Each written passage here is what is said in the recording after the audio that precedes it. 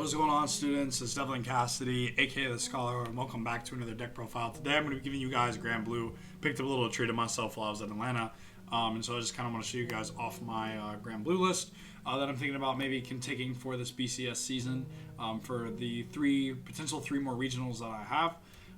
So with that being said, before we jump into the profile, if you guys have not already, please go shop with my team sponsor, Kingslayer Cards. Use the promo code SCHOLAR, save 5% off on your order. Not only does it support the channel and myself, but it supports one of the best stores and my team sponsor, and most importantly, gets you cardboard. So that's what we need to do out here for sure.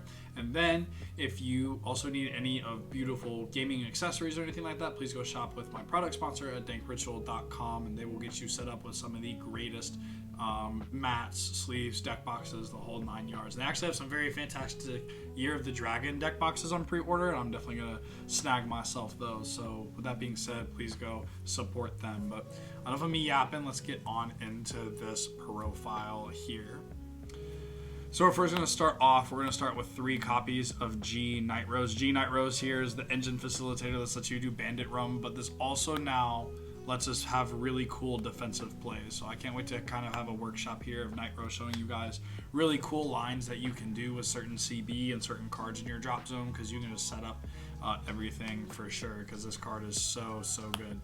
But yeah, Nightrose also on Stride, a CB1 Revive a card. That's okay, you really don't use it. Hopefully you're getting these in high rarity soon, but for now I'm chilling. And then we have 2 copies of the Skull Dragon. Skull Dragon here is just a beat stick. You don't really have space for more though, unfortunately. So as long as you get 1 copy in cycle, you're fine. If you get 2, then you have bigger beat sticks and such like that. So yeah, but 2 copies is absolutely fine. 2 copies of Beatrice. This is your offensive and defensive manager, because you can get multiple attacks off of this card for no counterblast. You can also set this all up the defensive plays with the Negro Lily. So this card is like the fulcrum of the deck is what I would say.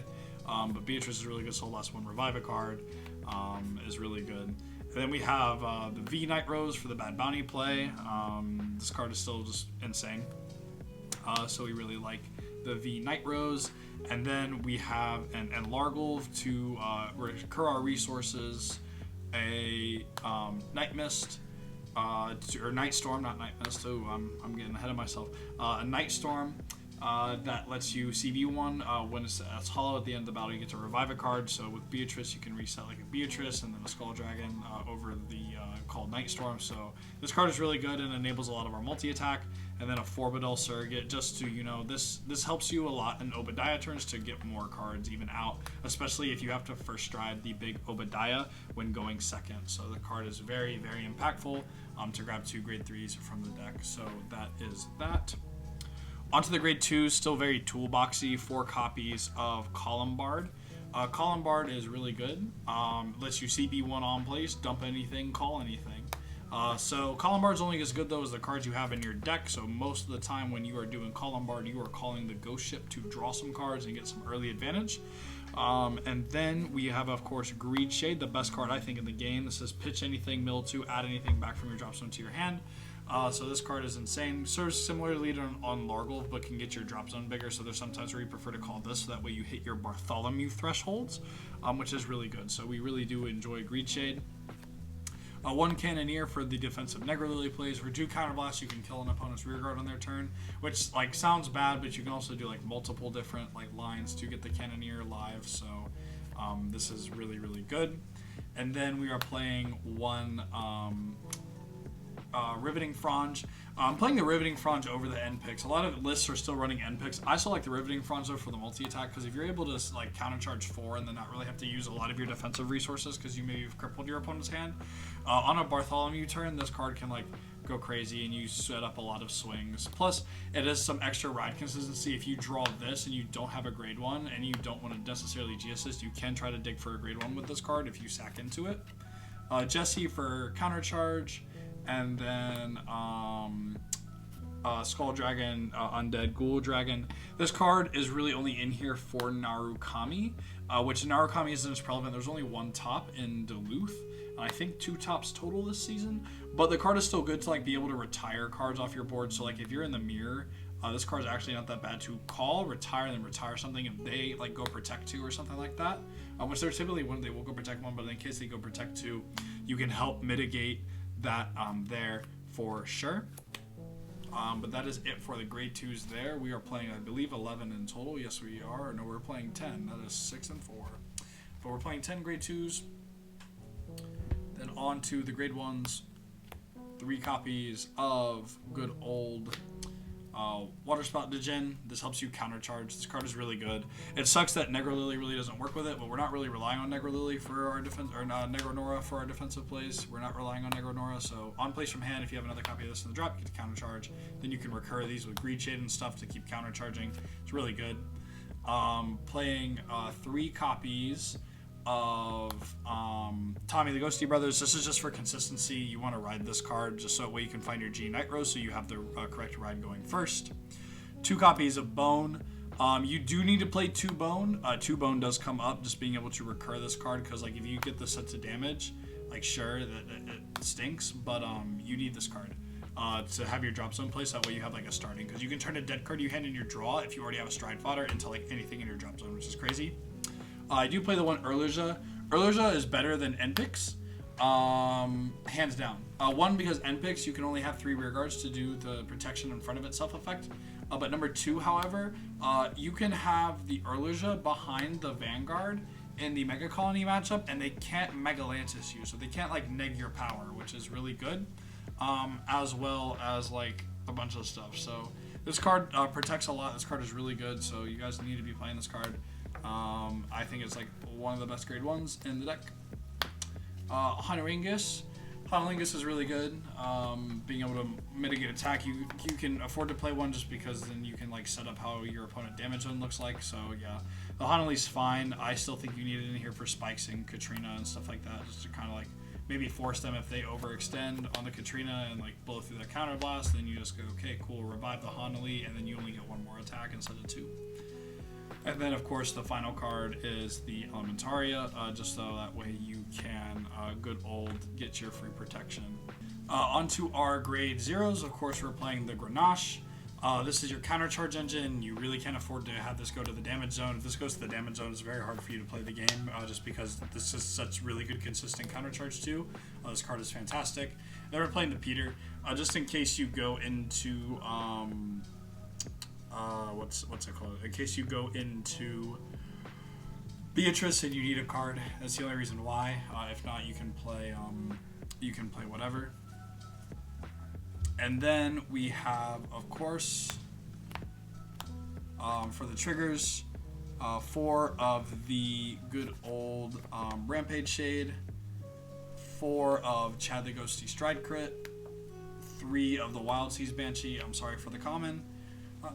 4 Heal Guardian, and then 1 Overtrigger, Stoicheia. So we play the Stoicheia one just because, again, like drawing the 2, the heal, like I think this is like the best Overtrigger in the game after Brantgate. So yeah, the Omni trigger is absolutely crazy. So if you can just like manage your deck, you shouldn't worry about like decking yourself out necessarily. And then you have the 4 Heal Guardians, which is all searchable by Tommy. And this helps you just not like get super rushed early, because if you get pushed too high, then like you're really far behind. So that's what I like the 4 Heal Guardians. Plus, if you play the countercharge Soul Charge Heal, there's instances where that can take you out of a Bartholomew range when you need a Bartho to kill most of the time. So yeah, that's why I just play the 4 Heal Guardians pretty safe. And then like 11 crit, 7 of them go to Soul, so that way you can manage your Soul really well. Yeah, that is it for the main deck. Onto the Gzone.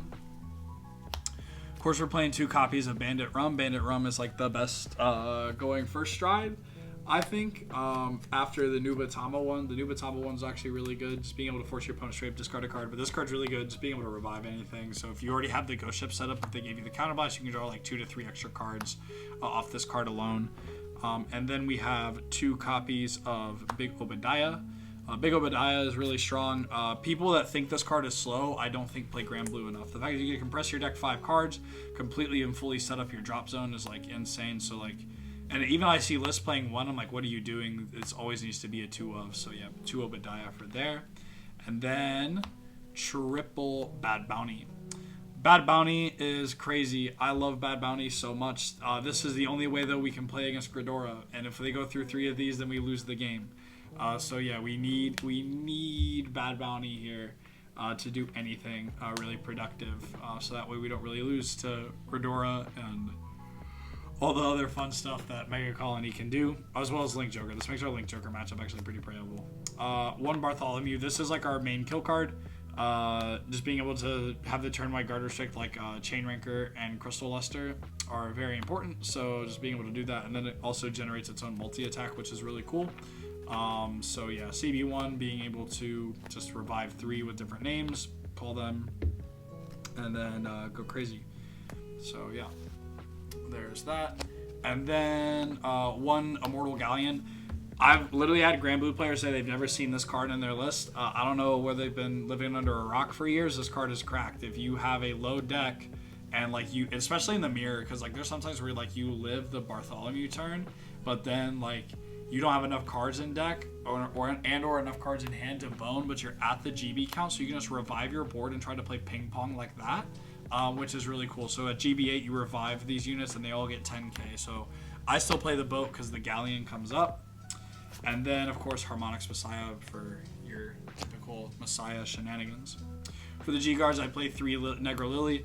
The reason I'm on 3 is because 3 comes up more than the second of this.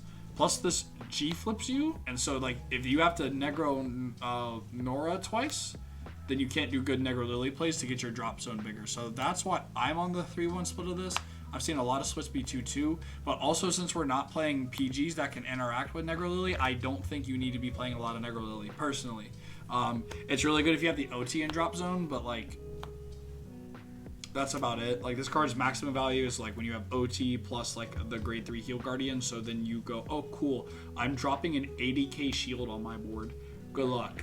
But yeah, that's about it. Plus, it only really comes up in the mirror when you need a guard like that big of numbers. Like, if not, you can just like recycle for PGs that like flip themselves. So this is like free, and this is a free like 36k guard if you're on the Nightrose. Plus, it just enables more of your defensive plays. So I rather have more opportunities to enable my defensive plays over just having a really big shield. And then we play 2 of the Neg Crit Girl, Oriana. So yeah, really good card. Just being able to, for every 10 cards then drop Nega Crit is really nice. So both of these are counter blasts. This is a soul and a flip. Most of the time, you're going to flip her just because she doesn't come up as much as the lilies do, for sure. And then more often than not, when we're playing this deck, we're going Protect 1. But there's some instances where you can go Protect 2. If you really need to, and I know I don't have the Granblue Quick Shield. This is like, I don't know, a non-Devlin Cassidy, the Scholar thing. But yeah, Protect 1 is always, when in doubt, gonna keep you covered. And yes, I got a gift for myself while I was in Atlanta because I topped. So when I picked up the deck, I was like, okay, cool, I'm gonna get nice markers because this deck deserves nice markers. But yeah, it's pretty standard. The list really hasn't changed a whole lot just because we have a lack of new cards. You may play 1 copy of, I mean, they don't even play it now though, just because your G Guardians are already searchable. So like, I don't know. I don't think the V promo is ever really necessarily going to come up. You could play it if you want to, but I just think the list, the deck space is really tight for like all the amount of text that you want to play, and like such too. So yeah, that's about all I got. But with that being said, thank you guys so much for watching. Make sure you guys like, comment, subscribe. I'm so close to like 1.5k if this by the time this video is posted, if we have not hit it already. But I hope you all have a wonderful rest of your day and a wonderful rest of your week. I love you all. God bless and take care.